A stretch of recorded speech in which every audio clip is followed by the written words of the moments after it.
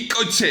რადიოსავით იმეორებდნენ სახე დაჯღანული და სქვირმოუხოცავი ოსები. თან დაუნდობლავ იქნებდნენ ბანჯგვლიან ხელებს ჩვენი ჯარისკაცისკენ. შემდეგ წიხლი დააჭირეს ზურგზე, რათა თავი დაეხარა სულთმობრძავ გიორგის და მიწაზე ეკოცა, მაგრამ ვერ არას გახდნენ. ან რას უნდა გამختარიყვნენ ეს პირუტყვები, ნუ თუ მართლა ეგონათ, რომ ჩვენი მეომარი მტერს თავს დაუხრიდა. თან ვიდეოსაც რომ უღებდნენ, ეგონათ ინტერნეტში გამოაჭენებდნენ ქართველის ქედმოხრას ოსების წინაშე. არა და არა. ცოტნე დადიანივით მამაც გიორგი ანწუხელიძეს ჯარისკაცის ფორმა ეცვა და ზედ საქართველოს დროშა ეხატა. ეს კი იმ წამს ყველაფერს ნიშნავდა. იკოიცე. ვერაგულად იმეორებდნენ კვლავ უშიშარი ნებძოლი თავს არ ხრიდა.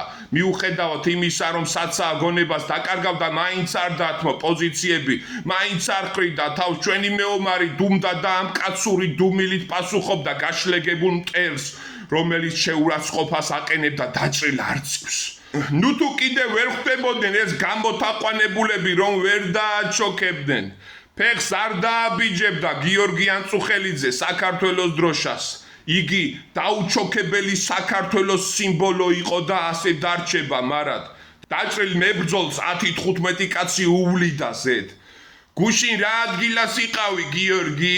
დაიხარა ერთი ცხვირმოუხოცავი ბანჯგვლიანი ჯარისკაცი, თან თავისი დაუბანელი პირიდან სიგარეტი გააბოლა.